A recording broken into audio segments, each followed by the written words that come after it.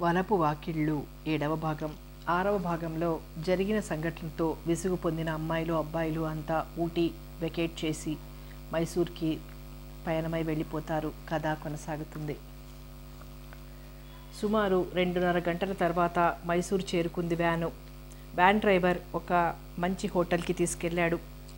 పేరు కైలాష్. చాలా బాగుంటుంది సార్, పెద్ద పెద్ద వాళ్ళంతా వస్తారు అన్నాడు.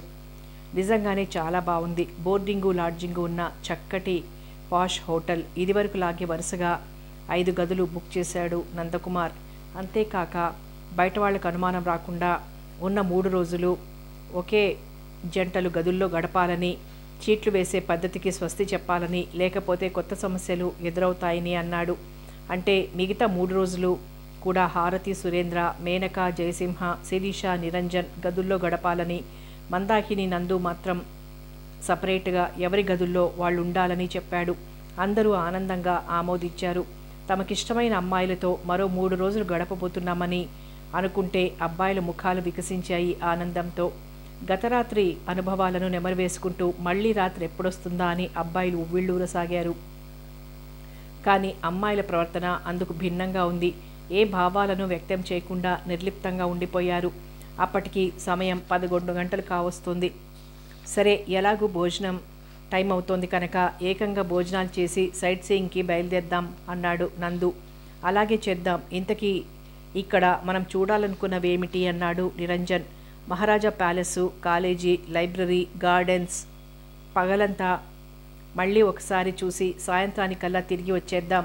రేపు ఉదయం మాత్రం పెందరాళ్లే బయలుదేరి మైసూర్ అడవులకు వెళ్దాం అన్నాడు ఉత్సాహంగా సురేంద్ర.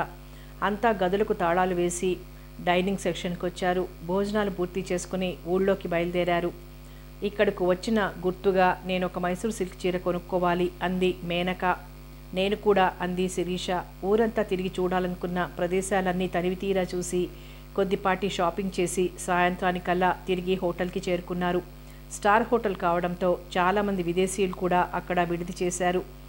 వీళ్ళు బుక్ చేసుకున్న రూమ్స్ 3వ అంతస్తులో ఉన్నాయి.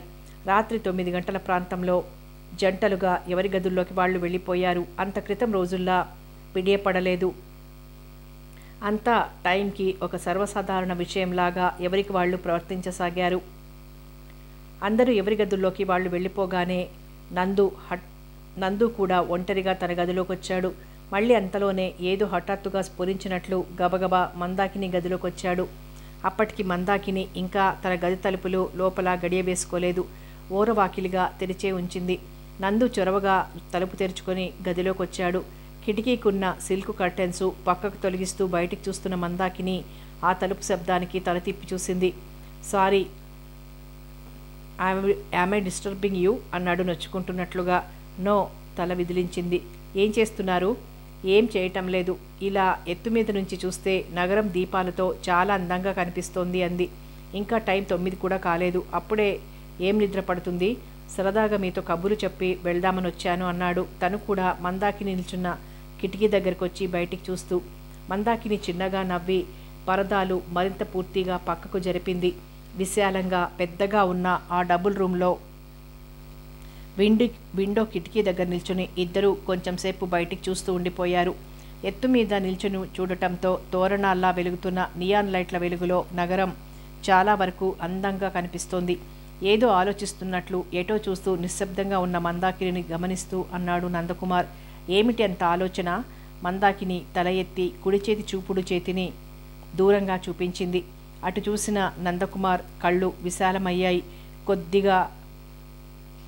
కొన్ని గడియలు అతని దృష్టి కూడా అటే నిలిచిపోయింది. హోటల్కి అల్లంత దూరాన చెట్లు చేమలు పెరిగి కొద్దిపాటి ఖాళీ స్థలం. ఆ స్థలం నిండా చిన్న పెద్ద సైజుల్లో వివిధ రకాల ఆకారాలతో సమాధులు నియాన్ లైట్ల కాంతిలో మరింత తెల్లగా మెరుస్తున్నాయి. ఆ సమాధి స్థలం చుట్టూ ప్రహరీ గోడ, పెద్ద గేటు.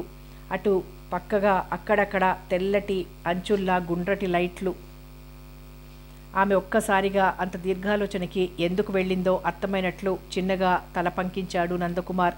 మిస్ మందాకిని, మీకు భయం వేయటం లేదు కదా అన్నాడు అనుమానంగా. లేదు అన్నట్లు తల విదిలించింది. నందకుమార్ కళ్ళు చిట్లించాడు. మరేమిటంత ఆలోచన? అబ్బే ఏం లేదు, నాకు మరణం గురించి భయం లేదు. కానీ మరణం తర్వాత మనిషి గురించి ఆలోచిస్తే ఎన్నో అనుమానాలు. చెలరేగుతాయి. అసలు ఆ చావే భయంకరమైనది. ఇక ఆ తర్వాత చేసే తతంగం. కొంతమంది శవాన్ని దహనం చేస్తారు, మరికొంతమంది ఖననం చేస్తారు. మనిషి బూడిదగా మారిన తర్వాత పిడికెడు బూడిదని గంగలో కలిపితేనే ముక్తి అంటారు.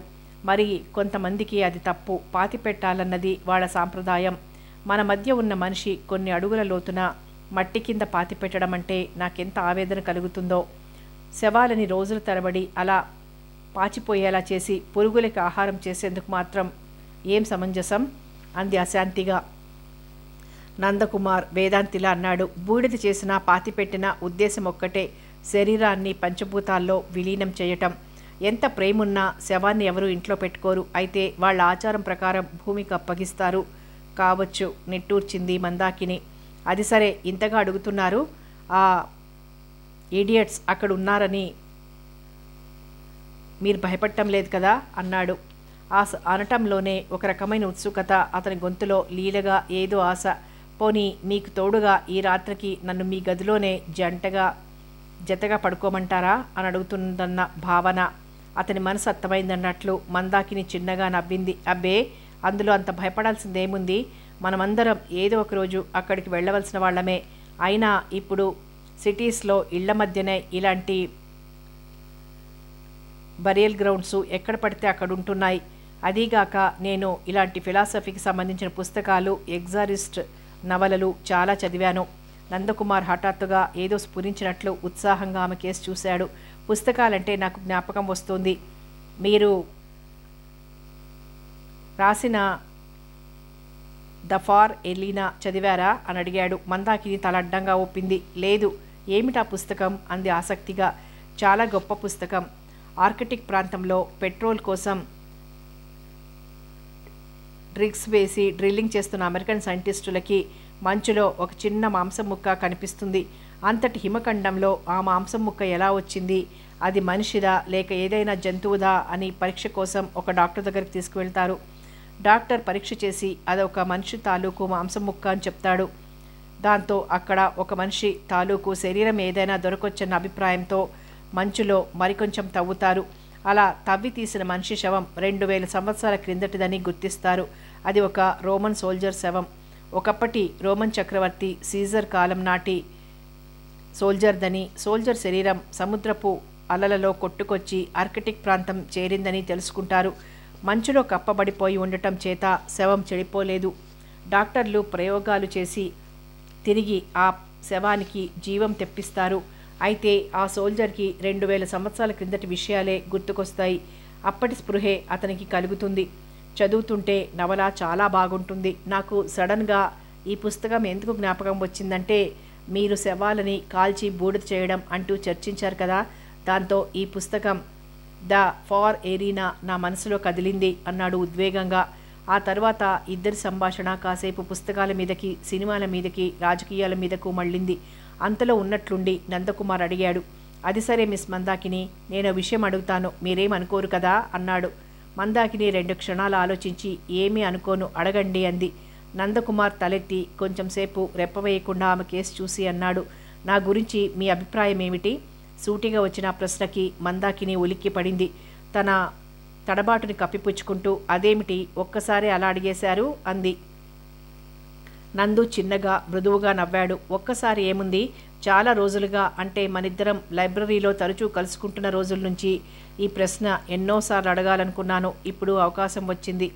మందాకిని తల విదిలించింది.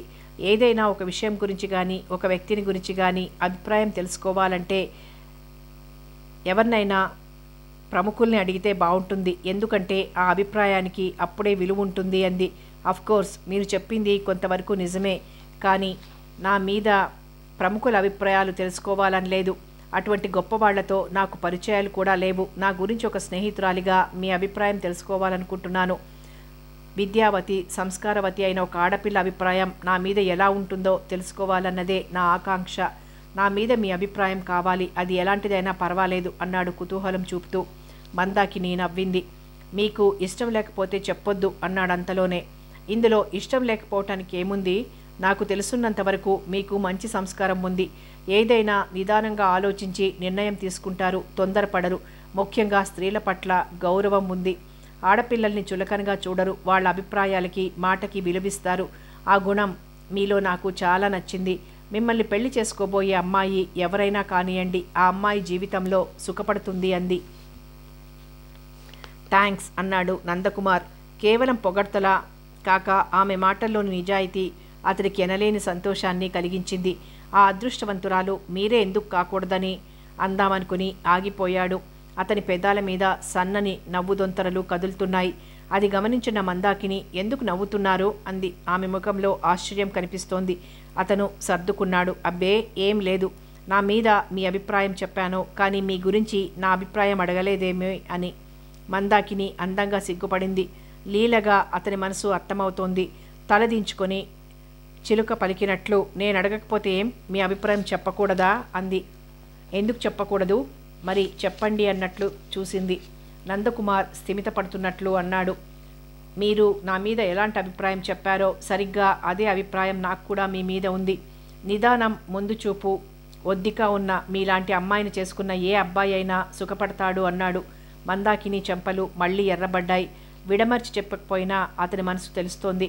మిస్ మందాకిని, వీలైతే ఈ హాలిడేస్లో ఒకసారి మీ ఇంటికి వచ్చి మీ నాన్నగారిని చూడాలనుంది అన్నాడు ఉత్సాహంగా ఆమె కేసి చూస్తూ. ష్యూర్, మా నాన్నగారికి మీలాంటి ఇంటలెక్చువల్స్ అంటే చాలా ఇష్టం అంది. ఆమె కనురెప్పలు ఆనందంతో కదిలాయి. అతను నవ్వాడు. ఆ తర్వాత కాసేపు కూర్చుని వెళ్ళిపోయాడు. నందు తనను పెళ్లి చేసుకునేందుకు ఇష్టపడుతున్నాడని అర్థం చేసుకోవటానికి అట్టే సమయం పట్టలేదు మందాకినికి. మంచి మనసు, నిండైన వ్యక్తిత్వం ఉన్న నందు లాంటి వ్యక్తి తనని కోరుకోవటం మందాకినికి చాలా ఆనందాన్ని కలిగించింది. ఎంత చదివినా ఈ రోజుల్లో ఆడపిల్ల పెళ్లి యజ్ఞమైపోయింది అని దిగులుపడే తండ్రి జ్ఞాపకం వచ్చాడు. పాపం నాన్నకి ఎప్పుడూ తన భవిష్యత్తు గురించే ఆందోళన. తనకి ఎలాంటి భర్త వస్తాడో, తన వైవాహిక జీవితం ఎలా ఉంటుందో అని కలవరపడతాడు. తల్లి లేని ఆడపిల్లగా తనంటే జాలి పడతాడు. తన సుఖం కోసం అనుక్షణం కలవరిస్తాడు. నందు లాంటి ఉన్నతుడు, కాబోయే ఐఏఎస్ ఆఫీసర్ అల్లుడు కాబోతున్నాడంటే నాన్న ఎంత సంబరపడతాడో అనుకుంది మందాకిని. మనసును జోకొట్టే ఆనంద భైరవిలా అతని మాటలు మనసులో మధురమైన ఊహల్ని రేపుతుంటే నెమ్మదిగా నిద్రలోకి జారుకుంది. తన గదిలోకి వచ్చిన నందకుమార్కి కూడా ఓ పట్టాన నిద్ర పట్టలేదు. కమ్మని పూల పరిమళంలా మందాకిని ఆలోచనలు మనసుని మరులుగొలుపుతున్నాయి. శరీరమంతా ఏదో తియ్యని బాధ. ఆమె సమక్షం ఉద్యాన విహారంలా మైమరిపించింది. రాత్రంతా ఆమెతోనే చక్కగా కబుర్లు చెప్తూ గడిపితే ఎంత బాగుంటుంది. కొంతమందిని చూసినప్పుడు మనకి తెలియకుండానే ఎందుకు ఇష్టం ఏర్పడుతుందో, మరికొంతమందిని చూసినప్పుడు అకారణంగా ద్వేషం ఎందుకు రగులుతుందో అంతా మనకి తెలియకుండానే జరిగిపోతుంది. బహుశా మనసుకి అలాంటి ప్రేరణ కలగటానికి కారణం ఏ పూర్వజన్మ అనుబంధమో బలవత్తరమైన కారణం అయి ఉండొచ్చు. ఈ అమ్మాయికి ముగ్ధ మందాకిని గురించి తన మనసు ఇంత తపన పడుతోంది అంటే అటువంటి గతజన్మ బంధమేనేమో. లేకపోతే ఏ అమ్మాయిని చూసినా తనకు కలగని మనోచాంచల్యం ఈ అమ్మాయిని చూసినప్పుడే ఎందుకు కలుగుతుంది? అవును, తనకి మందాకిని కావాలి. ఎస్, ఆమె తనది కావాలి. ఒద్దికైన ఆ స్త్రీతత్వం, ఆ లేత పెదాల రుచి, ఆ చెక్కిలి సొగసు, ఆమె మెత్తని ఒంటి వంపులు అన్నీ తన స్వంతం కావాలి. అవును, ఆమె తనది కావాలి. ఆమెను ఎలాగైనా పెళ్లి చేసుకోవాలి. మందాకిని గురించి మధురమైన ఊహల్లో తేలుతూ నందకుమార్ నెమ్మదిగా కలత నిద్రలోకి జారాడు. పక్క గదిలో సురేంద్ర హుషారుగా హారతి వెనకాలే అంతకుముందే గదిలోకొచ్చాడు. అతనికి ఒళ్లంతా తిమ్మిరిగా ఉంది. ఎవరూ చూడకుండా ఓ 2 గుక్కలు విస్కీ నోట్లో పోసుకున్నాడు.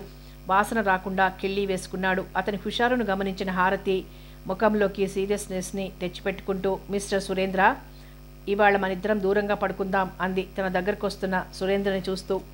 ఎందుకో ఆమెకి కొంచెం డల్గా ఉంది. అది గమనించిన సురేంద్ర ముఖం ఎర్రబారింది. తీవ్రంగా కనుబొమ్మలు ముడుస్తూ ఎందుకు అన్నాడు. హారతి తలదించుకుంది. నెయిల్ పాలిష్ వేసిన లేత గోళ్లవంక చూసుకుంటూ, ఊరికేనే నాకిష్టం లేదు. అసలు నేను మందాకిని గదిలో పడుకుందామనుకున్నాను, కానీ వాళ్లకు అనుమానం వస్తుందని వెళ్ళలేదు. అంతేగాని నా మీద ప్రేమతో ఈ గదిలోకి రాలేదంటావు, అంతేనా? అహం దెబ్బతిన్నట్లు చూశాడు. హారతి అతని ముఖం కేసి సూటిగా చూడలేనట్లు తల తిప్పుకుంది. ఆ మాట నేననలేదు అంది మెల్లగా. సురేంద్ర చరాలున కుర్చీలోంచి లేచాడు. దూకుడుగా ఆమె దగ్గరకొచ్చి తన మునివేళ్లతో ఆమె గడ్డం కింద గుచ్చి పట్టుకొని ఆమె ముఖాన్ని పైకెత్తాడు.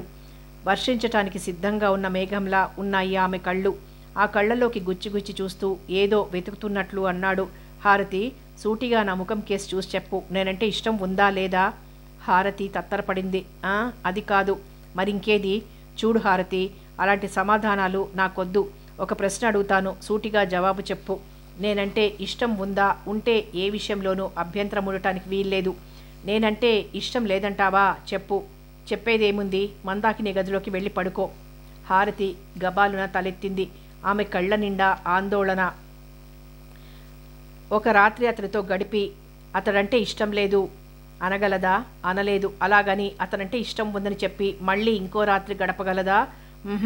ఎటూ చెప్పలేనట్లు మౌనంగా కొద్ది క్షణాలు సందిగ్ధంగా ఉండిపోయింది. ఆ తరువాత మాటలు కూడదీసుకుంటున్నట్లంది. మీరంటే ఇష్టం లేక కాదు సురేంద్ర. సురేంద్ర నవ్వాడు. మరి? వంగి తన 2 చేతులతో ఆమె నడుం మీద చక్కిలి గింతలు పెట్టాడు. ఆమె పక్కన మంచం మీద కూర్చుని తన కౌగిలిలో ఆమెను గాఢంగా బంధిస్తూ తన పెదాలని తమకంగా ఆమె చెంపల మీద రాశాడు.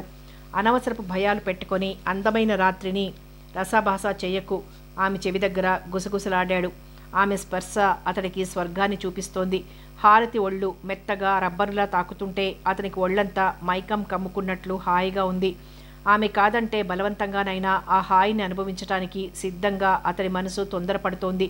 తన చుట్టూ బిగుసుకుంటున్న అతని చేతులు విడిపించుకోవడానికి ఆమె పెనుగులాడుతున్న కొద్దీ అతని చేతి పట్టు మరింత బిగుసుకుంటోంది. తాగిన విస్కీ అతని నరాల్లో నర్తిస్తోంది. హారతి ఎటూ తేల్చుకోలేకపోతోంది. తను మరీ గట్టిగా కాదంటే, మూర్ఖంగా ప్రవర్తిస్తే మొదటికే మోసం వస్తుందేమో, తనని అతను పెళ్లి చేసుకోడేమో. హారతిలో ఎన్నో అనుమానాలు తలెత్తసాగాయి.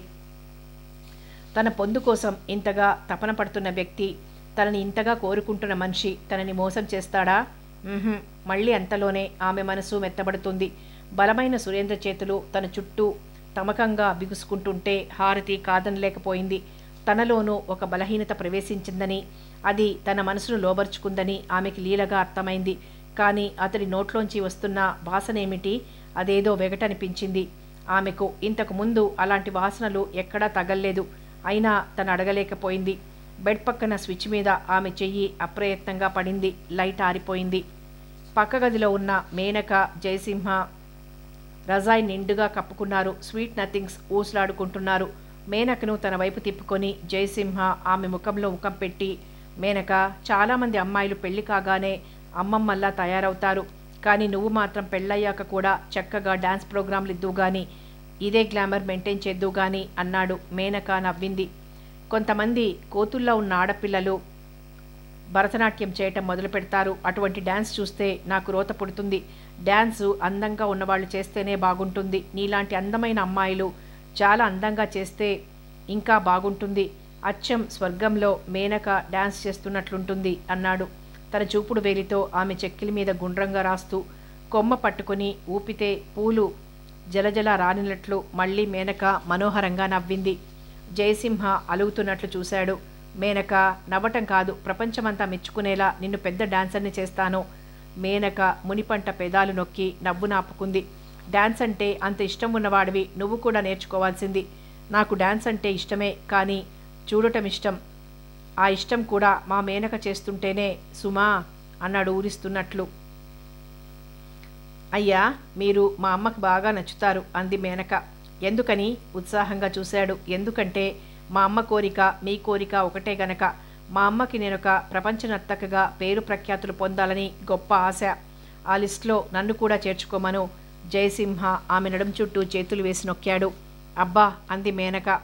అబ్బా ఏమిటి అబ్బా అంటూ హాయిగా నవ్వాడు జయసింహ. అతడి నవ్వుతో శృతి కలుపుతూ గువ్వలా అతడి కౌగిట్లో ఒదిగింది మేనక. ఆమె అందమైన మైకంతో కమ్ముకుంది జయసింహని. 3వ గదిలో ఉన్న శిరీష, నిరంజన్ల మధ్య కూడా కాస్త అటుగా క్రితం రాత్రిలాగే జరిగింది. ఇద్దరి హృదయాల్లో ఒకరి పట్ల ఒకరికి ఎంతటి మోహావేశం కలుగుతున్నా ఒక హద్దుల్లో ఉండిపోయారు. ఎంతటి ఆవేశాన్ని అయినా అదుపు చేసుకుని పైకి గంభీరంగా ఉండటం ఆ సామర్థ్యం నిరంజన్కుంది. అతడు ఎంచుకున్న జీవిత విధానానికి అది అవసరం కూడా. ప్రలోభాలకి తల ఒగ్గితే జీవితాశయం నెరవేరదు. ఒక విధంగా తన భవిష్యత్తుకి అది ఒక పరీక్షా సమయం అనుకున్నాడు నిరంజన్. అతడి నిగ్రహ శక్తి శిరీషకి నచ్చింది. కొంచెం చేయూతనిస్తే అతడు తప్పకుండా ఉన్నత విలువలు కలిగిన పోలీస్ ఆఫీసర్ అవుతాడు. సంఘంలోని కుళ్ళును, అవినీతిని అంతం చేస్తాడు. ఆ శక్తి నిరంజన్కుంది. నాన్నకితను తప్పక నచ్చుతాడు అనుకుంది శిరీష లోపలే. ఆ మర్నాడు ఉదయం అందరూ పెందరాళే లేచారు. ఉదయం 8 గంటలకల్లా స్నానాలు ముగించుకొని డ్రెస్ అయ్యారు. బ్రేక్ఫాస్ట్ పూర్తి చేసుకుని మైసూరు అడవులు చూడటానికి బయలుదేరారు. మైసూరు అడవులు సహజ సిద్ధమైన ప్రకృతి వనరులతో అందంగా ఉంటాయి. ఏనుగులు, జింకలు, దుప్పులు, కుందేళ్లు గుంపులు గుంపులుగా కనిపిస్తాయి. సహజ సౌందర్యంతో చూడటానికి చాలా బాగుంటుంది. మనం బోల్డ్ ఫోటోలు తీసుకోవచ్చు. ఇవాళంతా అక్కడే గడిపి సాయంత్రానికి తిరిగి వచ్చేద్దాం అన్నాడు సురేంద్ర ఉత్సాహంగా. మరి భోజనం అన్నాడు నిరంజన్. సైట్ సీయింగ్కి వచ్చేవాళ్ళు చాలామంది ఉంటారక్కడ, అన్నీ దొరుకుతాయి. పేరుకే అడవి కానీ మనలాంటి జనాలకి ఏం తక్కువ ఉండదు అన్నాడు సురేంద్ర. అయినా ఏమైనా సరదాగా తినటానికి తీసుకువెళ్దాం అనుకున్నారు. క్యాంటీన్లోకి వెళ్ళి ఒక బ్యాగ్ నిండా స్నాక్స్ కొనుక్కున్నారు. ట్యాక్సీ కోసం అంతా రోడ్డు మీదకి వచ్చారు. హోటల్ ఎదురుగా ట్యాక్సీ స్టాండ్ ఉంది. క్రితం రోజు ఊటీ నుంచి వాళ్ళు ఎక్కి వచ్చిన మెటడోర్ వ్యాన్ కూడా అక్కడే నిలబడి ఉంది. వ్యాన్ డ్రైవర్ డోర్ కానుకొని నిల్చుని సిగరెట్ కాలుస్తున్నాడు. అమ్మాయిలు అబ్బాయిలు కలిసి రావటం చూసి హలో సార్ అంటూ నవ్వుతూ పలకరించాడు. క్రితం రోజు వాళ్ళు కారులో మాట్లాడుకున్న మాటల్ని బట్టి వాళ్ళు అడవులు చూడటానికి బయలుదేరారని మనసులో అర్థం చేసుకున్నాడు. అతడిని గుర్తించిన నందు ఏంటయ్యా నిన్నటి నుంచి నువ్వు ఇక్కడే ఉన్నావా అన్నాడు. లేదు సార్, నిన్ననే నేను మిమ్మల్ని దింపి తిరిగి ఊటీకి వెళ్ళిపోయాను. ఎవరో ప్యాసింజర్స్ దొరికితే అటునుంచి బెంగళూరు వెళ్ళిపోయాను. మళ్ళీ బెంగళూరు నుంచి ఎవరో ఫ్యామిలీ మైసూరు వచ్చారు. గంట క్రితమే వాళ్ళని ఇదే హోటల్లో దించాను అన్నాడు కైలాష్ కేసు చూపిస్తూ. చేతిలో సిగరెట్ ఆర్పి దూరంగా పారేశాడు. మళ్ళీ అతనే మీరెక్కడికి బయలుదేరారు సార్ అన్నాడు. అడవులు చూద్దామని బయలుదేరాం అన్నాడు సురేంద్ర. రండి సార్ వ్యాన్లో పోదాం అంటూ చొరవగా డోర్ తీశాడు. మిమ్మల్ని డ్రాప్ చేసి వస్తాను. వచ్చేటప్పుడు మీకు అక్కడ చాలా వెహికల్స్ దొరుకుతాయి అన్నాడు. అతని వయసు 25 ఏళ్ల కంటే ఎక్కువ ఉండదు. ట్యాక్సీ డ్రైవర్ అయినా చూడటానికి స్టూడెంట్లా ఫ్యాషన్గా ట్రిమ్గా ఉన్నాడు. సరదాగా మాట్లాడుతున్నాడు. వాళ్ళ సంభాషణ అంతా హిందీలో నడుస్తోంది. ఎంతిమ్మంటావు అన్నాడు నందు వ్యాన్ ఎక్కడానికి ఉద్యుక్తుడవుతూ. ఎంతో కొంత ఇవ్వండి సార్ అన్నాడు. అలా కాదు, మళ్ళీ అక్కడ గొడవ పట్టడం బాగుండదు అన్నాడు నందు. గొడవేముంది సార్, దూరం చూస్తే మీకే తెలుస్తుంది. నేను అడగకుండానే ఓ 10 రూపాయలు ఎక్కువ ఇస్తారన్నాడు నవ్వుతూ. అందరూ వ్యాన్లో ఎక్కి కూర్చున్నారు. సీట్లు విశాలంగా 4 వరుసల్లో ఉండటంతో అందరికీ చోటు సరిపోయింది. ఇక పోనీయే ఓయ్ అన్నాడు సురేంద్ర.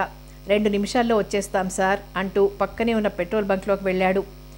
ఓనర్ కూర్చున్న గ్లాస్ ఛాంబర్లోకి వెళ్ళి 5 నిమిషాల తర్వాత తిరిగి వచ్చాడు. అతను ఎవరికో ఫోన్ చేయటం అద్దాల్లోంచి కనిపించింది నిరంజన్కి. తరువాత అతను హడావిడిగా వచ్చి స్టీరింగ్ ముందు కూర్చున్నాడు. ఎవరికో ఫోన్ చేసినట్లుంది అన్నాడు నిరంజన్ యథాలాపంగా అడుగుతున్నట్లు. నిరంజన్కి ఎందుకో లోపల ఒక అనుమానం బయలుదేరింది. అప్పటికే వ్యాన్ నంబరు అతని పేరు డైరీలో నోట్ చేసుకున్నాడు, ఎందుకైనా మంచిదని. వ్యాన్ స్టార్ట్ చేస్తూ అవును సార్, కారు గ్యారేజీ ఓనర్కి ఫోన్ చేశాను. ఏదో కారు అమ్మకానికి ఉందని చెప్పారు సార్, ఆ వివరాల కోసం ఫోన్ చేశాను అన్నాడు. ఎందుకు, నువ్వు కొనుక్కుంటావా అన్నాడు జయసింహ అతని మాటల్లోకి దించుతూ. శివ నవ్వాడు. రోజు గడిచేదే కష్టంగా ఉంటే కారెక్కడ కొంటాను సార్, మా ఓనర్కి కావాలట, కనుక్కోమంటే చెప్పి ఉంచాను సార్ అన్నాడు వేగాన్ని క్రమంగా పెంచుతూ. అయితే ఈ వ్యాన్ నీ స్వంతం కాదా? కాదు సార్. మీరుండేది ఎక్కడా? ఊటీలోనే సార్. మిమ్మల్ని దింపి నేను ఊటీ వెళ్ళిపోతాను అన్నాడు. అప్పటికే వ్యాన్ బాగా వేగం అందుకుంది. వ్యాన్ స్టార్ట్ కాగానే క్యాసెట్లో కన్నడ పాటలు మొదలయ్యాయి. తెలుగు పాటలు లేవా అడిగాడు జయసింహ. అద్దంలోంచి అమ్మాయిల్ని తనితీరా చూస్తున్న శివ కొద్దిగా సర్దుకుంటూ లేవు సార్ అన్నాడు. ఆ తరువాత అమ్మాయిలు అబ్బాయిలు కబుర్లలో పడ్డారు. వ్యాన్ మెయిన్ రోడ్డు దిగి అడ్డదారికి ఎర్రటి సన్నని మట్టి రోడ్డు మీదుగా అడవి బాట పట్టింది. పోను పోను రోడ్డంతా ఎగుడు దిగుడుగా గతుకులతో మిట్టపల్లంగా ఉంది. 2 కిలోమీటర్లు పైగా బాగా లోపలికి వెడితే దట్టమైన అరణ్యం మొదలవుతుంది. అడ్డరోడ్డు మొదలైన దగ్గర నుంచి దారికి ఇరుపక్కల ఎత్తైన వృక్షాలు దట్టంగా ఒకదాన్ని ఒకటి పెనవేసుకున్నట్లు అల్లుకున్న అడవి తీగలు, లతలు, వాటికి గుత్తులు గుత్తులుగా విరబూసిన రంగురంగుల పుష్పాలు, ఎర్రగా జలజల రాలిపడుతున్న గురువింద గింజలు, ఎత్తుగా గడలతో పెరిగిన వెదురు పొదలు. ప్రకృతి కడు రమణీయంగా ఉంది. దానికి తోడు చల్లగా తెరలు తెరలుగా వీచే దట్టమైన గాలి. ఆ గాలిలో మిళితమై మత్తుగా గుబాళించే అడవి పూల వాసనలు, వింత వింత పక్షుల శబ్దాలు, గుర్తు తెలియని జంతువుల అరుపులతో కాస్త సందడిగా కూడా ఉంది వాతావరణం. కట్టెల మోపులు నెత్తిన పెట్టుకుని వెదురు బుట్టలు సర్దుకుని అడపాదడప కొంతమంది గిరిజనులు ఎదురుపడుతున్నారు. క్రమంగా ఆ అలికిడి కూడా తగ్గి తమ దారి మరింత ఇరుకుగా అయిపోయింది. వ్యాన్ పోవటానికి కూడా వీల్లేనంతగా సన్నగా మూసుకుపోయింది. మధ్య మధ్య రోడ్డు మీద అడ్డదిడ్డంగా పెరిగిన ముళ్ళ చెట్లు, తుప్పలు, దానికి అటు ఇటు పెరిగిన చెట్ల కొమ్మలు రోడ్లు మీదకి వంగి రోడ్డుకి పందిరి అల్లినట్లుగా తీగలతో పెనవేసుకున్నాయి. అటు ఇటు ఉన్న పొదల్లోంచి కుందేళ్లు, అడవేలుకలు రోడ్డుకు అడ్డంగా పరిగెత్తుతున్నాయి. వ్యాన్ మాత్రం ఎగుడు దిగుడుగా ఉన్న ఆ రోడ్డు మీద ఒక లక్ష్యంతో ప్రయాణిస్తోంది. ఆ దారి, ఆ చెట్లు చూస్తుంటే సురేంద్రకి కూడా ఎందుకో అనుమానం వచ్చింది. అంతవరకు అమ్మాయిలతో సరదాగా కబుర్లలో లీనమైన అతడు ఒక్కసారిగా అలర్ట్ అయ్యాడు. వ్యాన్ విండోలోంచి బయటికి చూస్తూ ఆలోచనలో పడ్డాడు.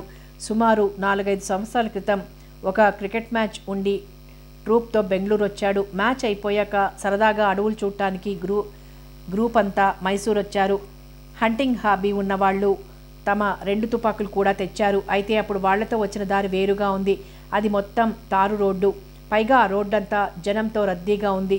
చాలామంది విజిటర్స్ కార్లతో, మోటార్ వెహికల్స్ మీద, తదితర వాహనాల్లో పిల్లా పాపలతో సహా సైట్ సీయింగ్కి వచ్చారు. అడవుల్లోకి వచ్చిన అసలు ఈ ఆలోచన రానంత సందడిగా ఉంది ఆనాటి వాతావరణం. కానీ ఇప్పుడు వచ్చిన దారి పూర్తిగా డొంకదారి. అడవి అచ్చం అడవిలాగే అందంగా, కాస్త భయానకంగా కూడా అనిపిస్తోంది. పైగా అసలు జనసంచారం లేదు. అడవిలోకి ప్రవేశించే ముందు కనిపించిన కొద్దిపాటి కూలీ నాలి జనం కూడా కనిపించడం లేదు. సురేంద్రలో ఎన్నో అనుమానాలు ఒక్కుమ్మడిగా చెలరేగాయి. నొసలు ముడిచి డ్రైవర్ కేసు చూస్తూ, ఏమిటి ఈ రూట్లో తీసుకొచ్చావు అన్నాడు. అతని కంఠంలో తెలియకుండానే తీవ్రత చోటు చేసుకుంది. కానీ శివ తొణకలేదు. అడవులు సైట్ సీయింగ్ అన్నారు కదా సార్, మరి అడవంటే ఇలాగే ఉంటుంది అన్నాడు బ్రేక్ వేస్తూ. నిజమే, దానికి వేరే ట్రంక్ రోడ్డు ఉంది కదా, ఆ రూట్లో అయితే సైట్ సీయింగ్కి వచ్చేవాళ్ళు చాలామంది ఉంటారు, దారంతా సందడిగా ఉంటుంది అన్నాడు. శివ చిన్నగా నవ్వాడు. ఓహో అదా, మరి మీరు ఆ విషయం ముందుగా చెప్పలేదుగా సార్, చెప్తే ఆ రూట్లోనే వచ్చేవాళ్ళం. అడవులు సైట్ సీయింగ్ అంటే మీరంతా ఏ హంటింగ్ కన్నా షికారీలుగా వచ్చారేమో, స్టూడెంట్స్ కదా అనుకున్నాను. అందుకే ఈ అడ్డదారంట తీసుకొచ్చాను. నిజానికి ఈ రూట్లో వస్తే వ్యాన్ టైర్లు కూడా పాడవుతాయి అన్నాడు డోర్ తెరిచి కిందికి దిగుతూ. అబ్బాయిలు కూడా కిందికి దిగారు. దట్టంగా ఉన్న అడవిలోకి తేరిపారా చూస్తూ, ఇక్కడేం ప్రమాదం లేదు కదా అన్నాడు నందు నిర్మానుష్యంగా ఉన్న పరిసరాలు చూస్తూ. శివ పకపక నవ్వాడు. భలే వారే సార్, ఇక్కడేం ప్రమాదం, బాగా అడవి లోపలికి 5-6 కిలోమీటర్లకు పైగా పోతే గానీ చిన్న చితక జంతువులు కనిపించవు. అసలు క్రూర మృగాలు ఉండే కోన ఇది కాదు, అటు వెనకవైపు ఉంది. నిన్న పెద్ద వాన కురవబట్టి కానీ, లేకపోతే ఎండుకట్టెల కోసం కూలి జనమంతా తిరిగేది ఈ దారిలోనే. ఈ కోనంతా ఫారెస్ట్ డిపార్ట్మెంట్ అధీనంలో లేదు. అడ్డాకులు, కట్టెలు, కాయా కసురు ఏరుకుపోవటానికి జనమంతా తిరిగేది ఈ దారిలోనే సార్ అన్నాడు. అలాగా అన్నాడు సురేంద్ర. అవును సార్, టైం 11 అవుతోంది. ఇప్పుడో ఇంకాసేపటికో కూలివాళ్లు కూడా ఇటు రాకపోరు. ఇటంతా పళ్ళ చెట్లు ఎక్కువగా ఉంటాయి. దుకాణాల వాళ్ళంతా బుట్టలేసుకుని వస్తారు. కాసేపు ఆగి చూడండి అన్నాడు శివ ధైర్యం చెప్తున్నట్లు. శివ, నువ్వు కూడా సాయంత్రం దాకా మాతో ఉండరాదు, వెయిటింగ్ ఛార్జ్ ఇస్తాలే అన్నాడు నందు. శివ ఇబ్బందిగా చూశాడు. లేదు సార్, నే వెళ్ళాలి. నా కొడుకు ఒంట్లో బాగుండలేదు, హాస్పిటల్లో చేర్పించాలి. కడుపు నొప్పి, జ్వరం, ఆపరేషన్ అవసరం అంటున్నారు డాక్టర్లు. అసలు ఇవాళ ఉదయాన్నే ఇంటికి వెళ్ళిపోదాం అనుకున్నాను. వాడికి డబ్బుకి ఆశపడి ఇలా వచ్చాను అన్నాడు. అయ్యో అలాగా, జాలిపడ్డారు అమ్మాయిలు.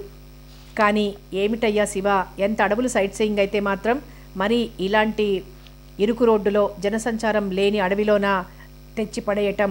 మాకేమో అసలే ఈ ప్రాంతం కొత్త అన్నాడు నందు ఇబ్బందిగా. మరేం పర్వాలేదు సార్, ఈ రోడ్డమ్మట తిన్నగా ఒక 1/2 ఫర్లాంగు దూరం వెళ్ళి పక్కకు తిరగండి సార్, మీకు ట్రంక్ రోడ్డు జనం కనిపిస్తారు అన్నాడు. అదేదో నువ్వే తీసుకెళ్లరాదు అన్నాడు జయసింహ. నేనే తీసుకెళ్తాను సార్, కానీ వ్యాన్ ఇక ముందుకు పోదు. దారి చూశారుగా ఎలా ఉందో, పోని తిరిగి వెనక్కి వెళ్దామన్నా అంతా చుట్టూ తిరిగవుతుంది. ఈ రూట్ అయితే షార్ట్ కట్. ఈ దారమ్మట తిన్నగా వెళ్ళండి, మీకు రోడ్డు తగులుతుంది. మంచి మంచి సీనరీలు కనిపిస్తాయి. షూటింగుల కోసం వచ్చే సినిమా జనం అంతా వచ్చేది ఈ రూట్లోనే. మంచి మంచి లొకేషన్స్ ఉంటాయి అన్నాడు ధైర్యం చెప్తున్నట్లు. పర్వాలేదు, ఆ మాత్రం వెళ్ళలేమా ఏమిటి, ఇంతమంది ఉన్నాం, ఏం భయం అన్నాడు నిరంజన్ అనుమానాన్ని మనసులోనే అణుచుకుంటూ. ఇక చేసేది లేక నందు పర్సు తీసి బాడుగ చెల్లించాడు.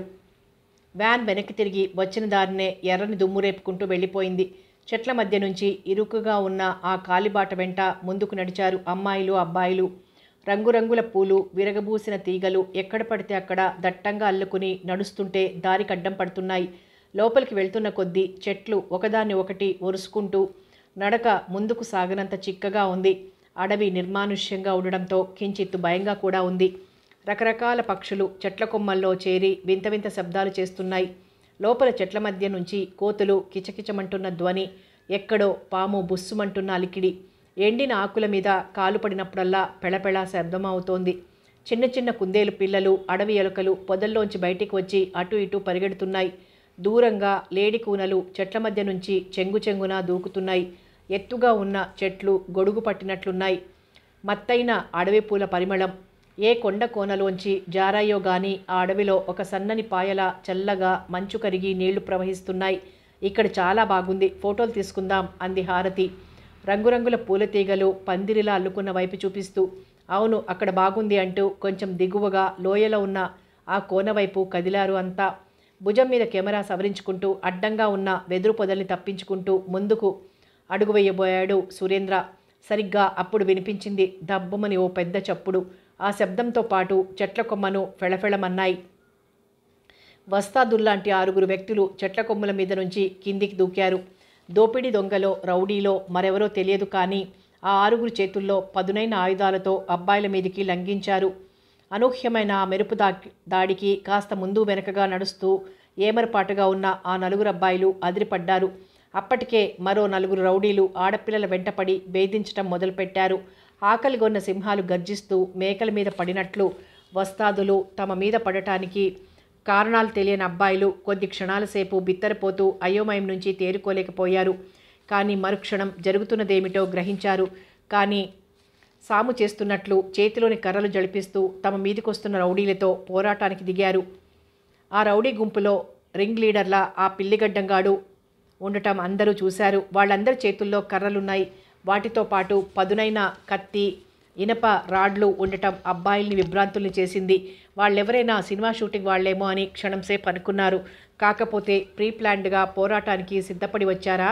అబ్బాయిలకి మొదట ఏమీ అర్థం కాలేదు.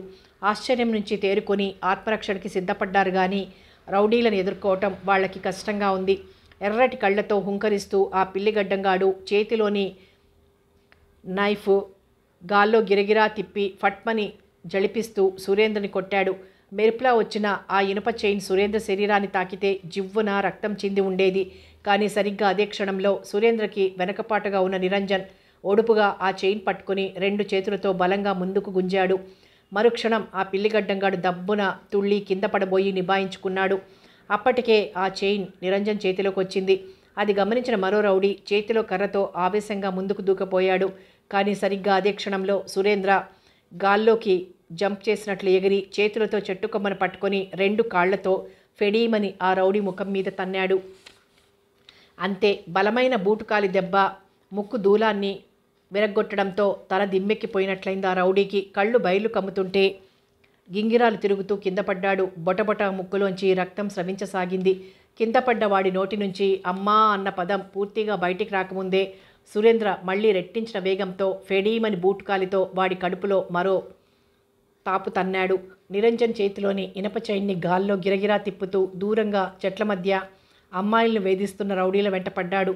ఇంకోవైపు వెదురు పొదల వెనక నందకుమార్, జయసింహ తమ మీదికి చాకులతో విజృంభిస్తున్న మరో 2 రౌడీలను సాయశక్తులా ప్రతిఘటిస్తున్నారు. ఫెడీమని తాపులు, సర్రుమని గాల్లో నినదించే ఇనుప చైన్ శబ్దాలు, టక్ టక్ మని కర్రల మోత, మధ్య మధ్య అబ్బా అమ్మా అంటూ బాధగా ఆర్తనాదాలు.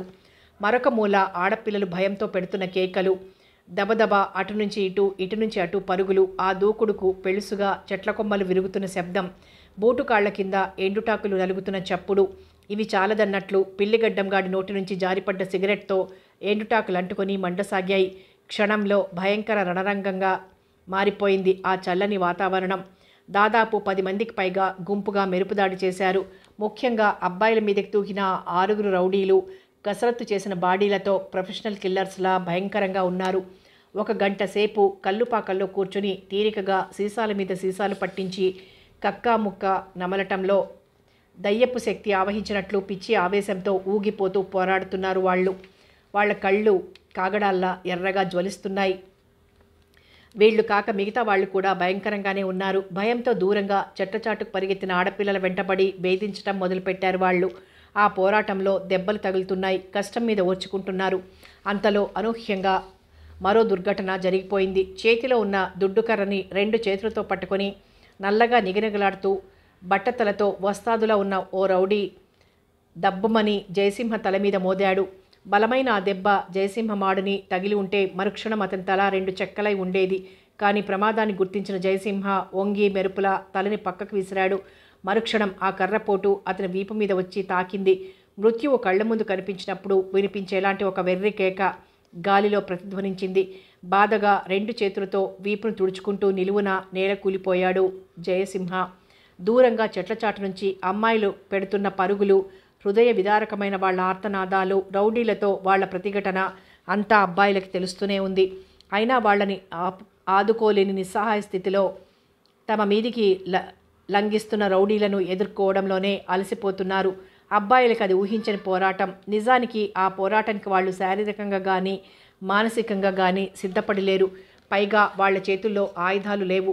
దాంతో అంతూ దరి కనిపించని ఆ పోరాటానికి వాళ్ళు అలసిపోతున్నారు. లోలోన బెదిరిపోతున్నారు. అయినా సాయశక్తులా ఆ రౌడీలను ఎదుర్కొని వీరోచితంగా పోరాడుతున్నారు. అది గమనించిన నందకుమార్ గుండె అగ్నిపర్వతమే అయింది. క్రోధంతో అతని కళ్ళు నిప్పు కణికల్లా అయ్యాయి. పిడికిళ్ళు బిగించి సింహంలా ముందుకొచ్చాడు. చిన్న చాకుతో తన మీదికి దూకబోతున్న పిల్లిగడ్డంగాడిని అమాంతంగా ఉడిసిపట్టి మోకాలితో బలంగా కడుపులో తన్నాడు. మరుక్షణం వాడి చేతిలో చాకు కింద పడింది. పిచ్చి బలంతో మళ్లీ మోకాలితో అదే చోట తన్నాడు నందకుమార్. బల్లెల పోట్లల్లా కడుపులో తగిలిన ఆ తాపులకి ప్రాణం కడగట్టినట్లయి 2 చేతులతో కడుపు దగ్గర పట్టుకుని పాములా మెలికలు తిరుగుతూ బాధగా మూలగసాగాడు పిల్లిగడ్డంవాడు. నందు వాడిని వదిలి వేగంగా కింద పడ్డ చాకును అందుకున్నాడు. సరిగ్గా అదే క్షణంలో దూరంగా గాల్లో తుపాకీ పేలింది. అబ్బాయిలు నలుగురితో పాటు ఆ రౌడీలు కూడా ఉలిక్కి పడినట్లు చప్పున తలెత్తి ఆ తుపాకీ శబ్దం వినవచ్చిన దిక్కుగా చూశారు. ఎవరో 2 షికారీలు గుర్రాల మీద అటువైపుగా వేట కోసం వచ్చారు. అబ్బాయిలకి రౌడీలకి మధ్య జరుగుతున్న పోరాటాన్ని గమనించి అబ్బాయిలకి సపోర్టుగా నిలుస్తూ హెచ్చరికగా ఒకసారి తుపాకీ గాలిలో పేల్చారు. చదువు సంస్కారం ఉట్టిపడేలా ఒద్దికగా ఉన్న అబ్బాయిలని, దూరంగా చెట్ల చాటునకు పరిగెత్తుతున్న అమ్మాయిల్ని, పచ్చి నెత్తురు తాగేవారిలా ఉన్న రౌడీలని మార్చి చూస్తూ జరుగుతున్నదేమిటో గ్రహించుకున్నారు. గుర్రాలు దిగి తుపాకులు గురిపెట్టి చూపుతూ అబ్బాయిల పక్కగా వచ్చి నిల్చున్నారు షికారీలు. అందులో ఒక వ్యక్తి గట్టిగా అరుస్తున్నట్లు హిందీలో అన్నాడు. రౌడీల కేసు చూస్తూ, మర్యాదగా చెప్తున్నాను, ఎక్కడి వాళ్ళక్కడ పారిపోండి, లేదు ఈ తుపాకీలోని ఒక్కొక్క గుండు మీ ప్రాణాలు తీస్తుంది. రౌడీలందరూ చేతులు పైకెత్తేశారు. వాళ్ళ చేతుల్లోంచి జారిపడ్డ కర్రలు, చాకు, చైను ఒడుపుగా సురేంద్ర, నిరంజన్ అందుకున్నారు. ఆ గడ్డంవాడు కదిలే పరిస్థితిలో లేడు. వీపుకి బలమైన కర్రదెబ్బ తగలడంతో జయసింహ కూడా బాగా బాధపడుతున్నాడు. నవనాడులు కృంగిపోయినట్లు అయిపోయింది అతని స్థితి. 2 చేతులతో వీపు నిమురుకుంటూ కళ్లల్లోంచి ఉరుకుతున్న నీటిని జారనీయకుండా మునిపంటితో పెదాలు నొక్కిపెట్టి బాధని ఓర్చుకుంటున్నాడు. మిత్రుడు దురవస్థను గమనించిన మిగతా 3 ముఖాల్లోనూ ఆవేదన కనబడుతోంది. అయినా అతని పక్కన కూర్చొని ఓదార్చే అవకాశం కూడా లేకుండా ఎదురుగా భూతాల్లా ఆ రౌడీలు. ఆపద్బాంధవుడిలా ఈ షికారీలు రావటంతో ధైర్యం పుంజుకుని నిరంజన్ చేతిలోని చైన్ గిరగిరా గాల్లో తిప్పాడు. ఏం చెప్పింది వినిపించలేదా, లేక ఈ చైన్తో చెప్పమంటారా అన్నాడు గర్జిస్తున్నట్లు. ఒక్కడూ కదలకపోవటంతో సురేంద్ర చేతిలోని చాకుని దూకుడుగా పిల్లిగడ్డంగాడి మెడ నరం దగ్గర నొక్కిపట్టి వాడి 2 చేతుల్ని గబాల్న వెనక్కి విరిచి పట్టుకున్నాడు. వాడి ముఖంలోకి తేరిపారా చూస్తూ, ఆ చెంప మీద కత్తిగాటు కూడా నాలాగే ఎవరో పరాభవం చేసిందే అయి ఉంటుంది అని మనసులో తిట్టుకుంటూ కత్తిని మరింత గట్టిగా వాడి కంఠం మీద నొక్కిపెట్టాడు సురేంద్ర. పెట్రోల్ పోసి అగ్గిపుల గీసినట్లు అతని మనసు బగ్గుమంటోంది. సరదాగా ఆడపిల్లలతో గడుపుదామని పిక్నిక్కి వస్తే అడుగడుగున అడ్డు తగులుతున్న ఆ రౌడీలను నిలువునా చంపి పాత్ర వెయ్యాలన్నంత కసి అతనిలో చెలరేగుతోంది. ముఖ్యంగా ఆ పిల్లిగడ్డంగాడిని చూస్తుంటే ఒళ్ళు మంటెత్తిపోతోంది.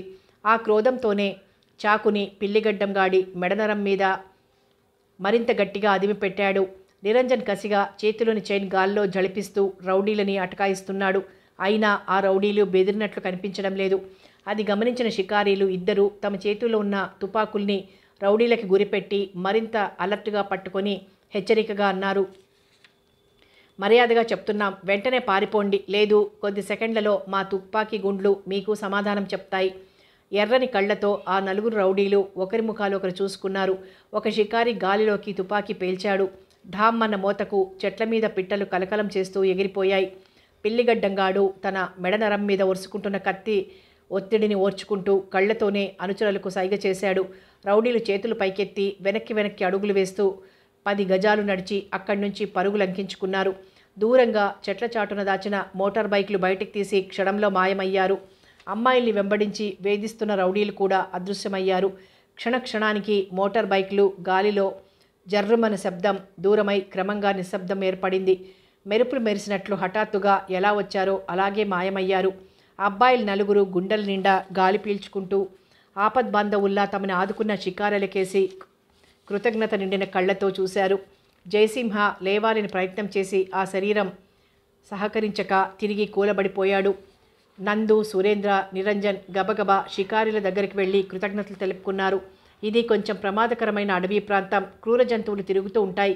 మీరు ఇటువైపు ఎందుకు వచ్చారు? తొందరగా ఇక్కడి నుంచి వెళ్ళిపోండి అన్నారు. వాళ్ళు హెచ్చరిస్తున్నట్లు. ఆ రౌడీలు ఇక ఇటువైపు రారు, ఆ సంగతి మేం చూసుకుంటాం, కానీ మీరు మాత్రం ఇక్కడ ఎక్కువసేపు ఉండటం మంచిది కాదు. కుడివైపు కాలిబాటలో 2 ఫర్లాంగులు నడవండి, అక్కడ తిరిగి వెళ్ళే ట్యాక్సీలుంటాయి అని మళ్ళీ ఒకసారి గుర్తు చేసి గుర్రాలెక్కి ఆ షికారీలిద్దరూ చెట్ల మధ్యగా ఉన్న సన్నని బాట వెంట రౌడీలు వెళ్ళిన దిక్కుగా సాగిపోయారు. అప్పటికి అబ్బాయిలు నలుగురికి కాస్త ఊపిరి వచ్చినట్లయింది. ఇక్కడి నుంచి వెళ్లేదాకా మనం చాలా అలర్ట్గా ఉండాలి, మళ్ళీ ఏ క్షణంలోనైనా ఏదైనా జరగొచ్చు అన్నాడు నందు హెచ్చరిస్తున్నట్లు. వ్యాన్ డ్రైవర్ శివగాడు ఇటు తెచ్చినప్పుడే నాకు అనుమానం వచ్చింది. అసలు ఆ విధవకి కూడా ఈ రౌడీలతో ఏదైనా సంబంధం ఉందేమో అన్నాడు సురేంద్ర అటు ఇటు చెల్లాచెదురుగా పడి ఉన్న కర్రలన్నీ తెచ్చి ఒక చోట పెడుతూ. నేను అలాగే అనుకుంటున్నాను అన్నాడు నిరంజన్. చేతిలో చాకుని జాగ్రత్తగా మడిచి జేబులో పెట్టుకున్నాడు నందు. నిరంజన్ చైన్ నడుము చుట్టూ బెల్టులా బిగించుకున్నాడు. అప్పటికి జయసింహ కూడా నెమ్మదిగా దెబ్బ నుంచి కోలుకుంటూ చెట్టుకు ఆనుకొని కూర్చుని చల్లగాలికి సేద తీరసాగాడు. తమ వెంటపడ్డ రౌడీలు తమని వదిలి పారిపోవడంతో చెట్ల చాటున ఉన్న అమ్మాయిలు ధైర్యంగా పొదల చాటు నుంచి యువతలికొచ్చి అబ్బాయిల వైపు వేగంగా పరిగెత్తుకుని రాసాగారు. చావు తప్పి కన్ను లొట్టపోయినట్లు ఎగ ఊపిరి విడుస్తూ మేనక, హారతి ఉరుకులు పరుగులతో అబ్బాయిల దగ్గరికి వచ్చారు. అంత చలిలోనూ నుదుటి మీద నుంచి ధారగా చెమట కారుతోంది. అలసిపోయి ఉన్నారు పాపం. ఓ గాడ్, ఈ రౌడీ వదవలు ఎవరో గాని మనకి నరకాన్ని చూపిస్తున్నారు. ఇక్కడ ఇంకొక క్షణం కూడా ఉండకూడదు, తక్షణం వెళ్ళిపోవాలి అన్నారు అబ్బాయిలు. వాళ్ల మధ్యకొచ్చి కింద గడ్డిలో చితికిలబడుతూ అమ్మాయిలు కూడా తలలూపారు. 2 అమ్మాయిలే కనిపించడంతో నందకుమార్ కళ్ళు ముడుచుకున్నాయి. వాళ్లేరి అన్నాడు మందాకిని శిరీషల్ని ఉద్దేశించి. హారతి, మేనకలతో పాటు మిగతా 3 అబ్బాయిలు కూడా బిత్తరపోయారు. అవును, వాళ్లేరి అన్నారు మేనక హారతిల కేసు చూస్తూ. 2 అమ్మాయిలు ముఖాలు చూసుకున్నారు. ఏమో మరి, ఆ రౌడీ వెధవలు వెంబడిస్తుంటే మేం నలుగురం అటే పరిగెత్తాం. వాళ్ళు మాకంటే ముందు వచ్చారని అనుకున్నాం అన్నారు దూరంగా గుబురుగా ఉన్న పొదలకేసి చూస్తూ. రౌడీలకు భయపడి ఏ చెట్టు చాటునన్నా దాక్కున్నారేమో, వాళ్ళు వెళ్ళిపోయారని గ్రహించుకుని ఈ పాటికి తిరిగొస్తూ ఉండొచ్చు అనుకుంటూ కాసేపు ఎదురు చూశారు. కానీ 10 నిమిషాలైనా వాళ్ళు రాకపోవడంతో అందరి ముఖాల్లో కంగారు తొంగి చూసింది. వాళ్ళు ఏ పొదలమాటనో దూరంగా దాక్కుని ఉంటారు. బహుశా రౌడీలు వెళ్ళిపోయిన సంగతి వాళ్ళకి తెలుసుండదంటూ మేనక లేచి చెట్ల మధ్యకు వెళ్ళి తన 2 చేతుల్ని నోటి దగ్గర గుండ్రంగా పెట్టుకుని, మందాకిని, శిరీష, మీరెక్కడ దాక్కున్నా ఇక బయటికి వచ్చేయండి. ఆ రౌడీ వెధవలు వెళ్ళిపోయారు, మరేం భయం లేదు, ఇక్కడ మేమందరం ఉన్నాం అంటూ గట్టిగా కేక పెట్టింది.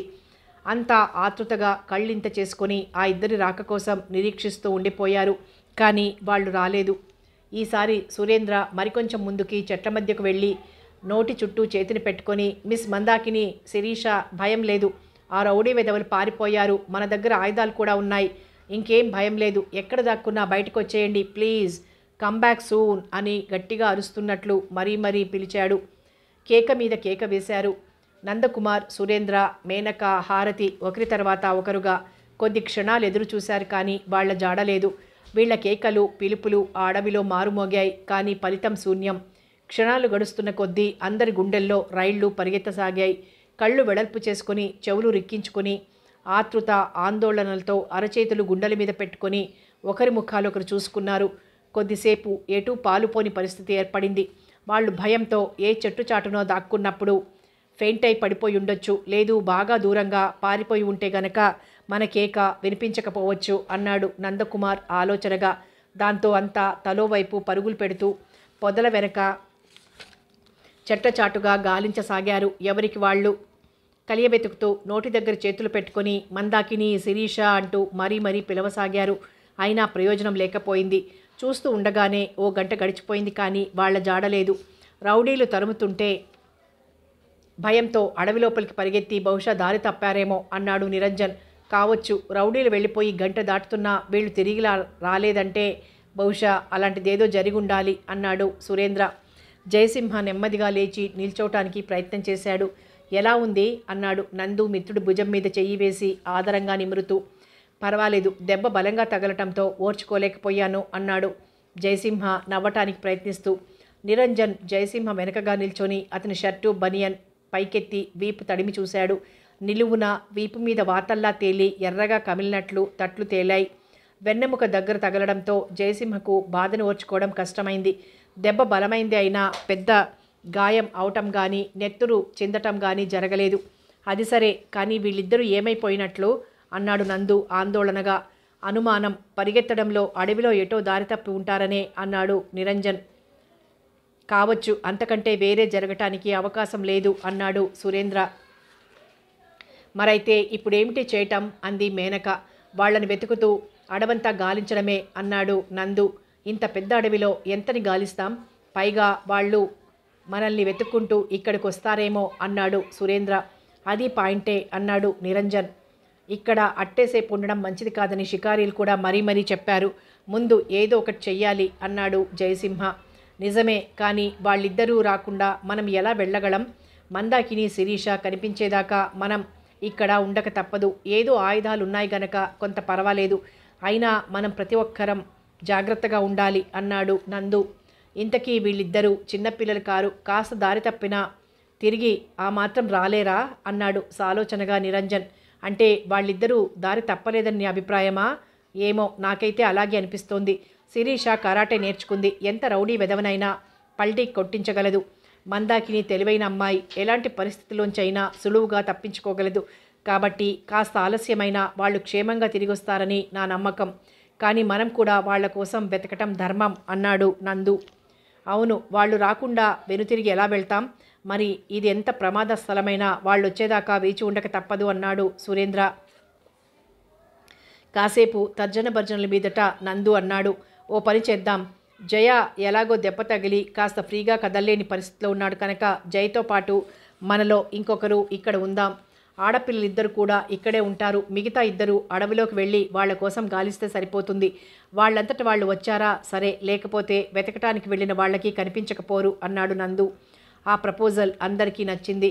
అవును, అంతకంటే వేరే మార్గం లేదు. వాళ్ళు తిరిగి వస్తారని మనం వెతకకుండా ఎలా ఊరుకుంటాం? వాళ్ళు నిజంగా దారి తప్పి ఉంటే పర్వాలేదు, కానీ వేరే జరగకూడదు ఏదన్నా జరుగుంటే అంది హారతి బేలగా. అబ్బే, అనవసరంగా కంగారు పడకండి, వాళ్ళిద్దరూ క్షేమంగా తిరిగి వస్తారు అన్నాడు సురేంద్ర అమ్మాయిల్ని ఓదారుస్తున్నట్లు. నిరంజన్, నువ్వు జయ అమ్మాయిలిద్దరూ ఇక్కడే ఉండండి, నేను సురేంద్ర అడవి లోపలికి వెళ్ళి వాళ్ళని వెతుకుతామన్నాడు నందు. కానీ నిరంజన్ ధ్యాసంతా శిరీష మీదే ఉంది. అందుకే కాదు, మనిద్దరం వెతకటానికి వెళ్దాం, సురేంద్ర ఇక్కడ ఉంటారు అన్నాడు.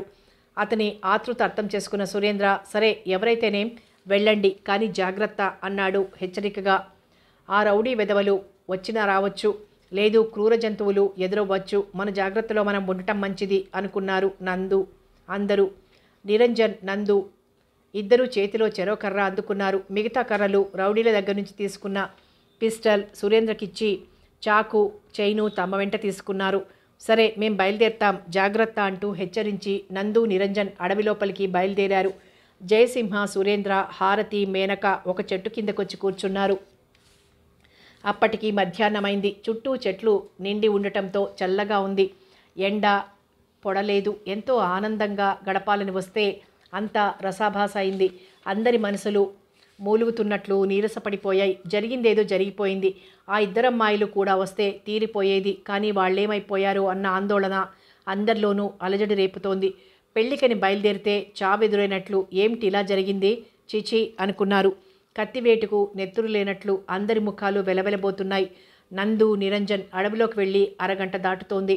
జరిగిన దానికి చింతిస్తూ మళ్ళీ మననం చేసుకుంటూ జయసింహ, సురేంద్ర, మేనక, హారతి కబుర్లలో పడ్డారు.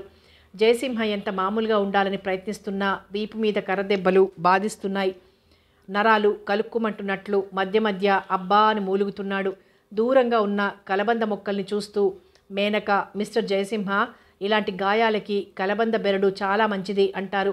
అది కాసేపు పెడితే నొప్పి తొందరగా తీసేయొచ్చు, ఉండండి తెస్తానంటూ లేచి 4 కలబంద ముక్కల్ని చాకుతో కోసి తెచ్చింది.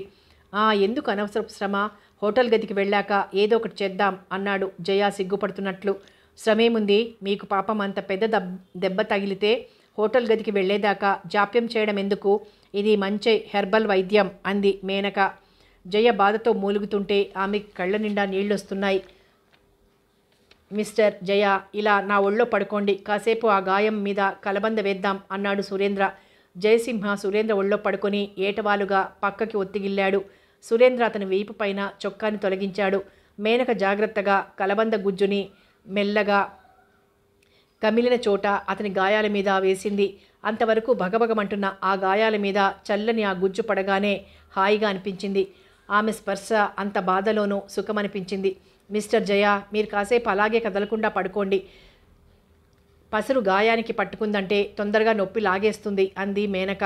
ఆమె మెత్తని స్వరంతోనే చెప్పినా అది ఆజ్ఞగా తల ఊపి చిన్నగా సిగ్గుపడుతున్నట్లు నవ్వుతూ మౌనంగా ఉండిపోయాడు జయసింహ. వీళ్ళిద్దరూ వెతకటానికి వెళ్ళి గంట అవుతోంది, వాళ్ళు కనిపించారో లేదో అంది హారతి దిగులుగా అడవిలోకి చూస్తూ. ఏమో పాపం, అడవిలో ఏమి ఇబ్బంది పడుతున్నారో, అసలు మందాకిని శిరీష ఎక్కడున్నారో అంది మేనక. ఒకళ్ళకి ఒకళ్ళు జతగా ఉన్నారు కనుక అది కొంత నయం అన్నాడు సురేంద్ర. భయంతో అడవిలోకి అడ్డదిడ్డంగా పరిగెత్తడంతో బహుశా దారి తప్పుంటారు. నందు, నిరంజన్ ఎలాగైనా వాళ్ళని వెతికి పట్టుకుంటారులేండి, నాకు ఆ నమ్మకం ఉంది అన్నాడు జయసింహ. కథ కొనసాగుతుంది.